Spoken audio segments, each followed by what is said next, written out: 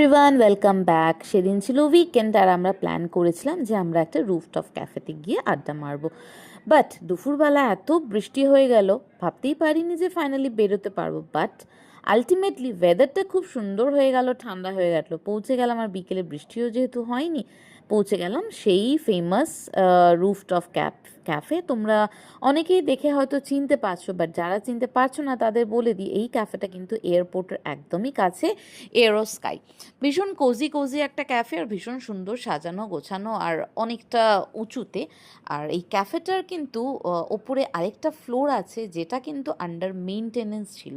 কিন্তু আমরা ওনাদের জিজ্ঞেস করাতে ওনারা বলল আপনারা গিয়ে ঘুরে দেখে আসতে পারেন।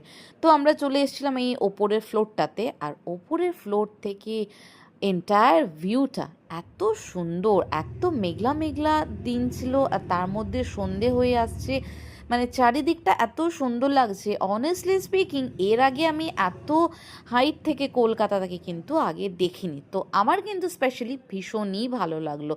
তো ওভারঅল ভিউটা কিন্তু ভীষণই সুন্দর।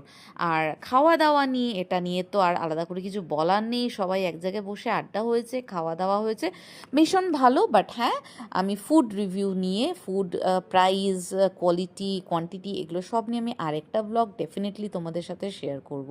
তো অফিস কালিগদের সঙ্গে কিন্তু সেরকম একটা ইন্টারাকশন অফিসে গিয়ে হয় না, অ্যাপার্ট ফ্রম কাজের কথা। তো অফিসের বাইরে সবাই মিট আপ করে বেশ ভালো লাগলো। আর এখানে একটা লাইভ পারফরমেন্স হয়েছিল। আই এম নট শিওর কি এটা উইকেন্ডসেই অনলি হয় কি উইকডেজও হয়, বাট আমরা চলে গেছিলাম উইকেন্ডসে। তো all together it was a very good day we spent. তো তোমরাও তোমাদের ফ্রেন্ডসদেরকে নিয়ে একবার ঘুরে আসতেই পারো এরো স্কাই রুফটপ ক্যাফেতে। Oh yes, don't miss the next part, the food review part. Bye by.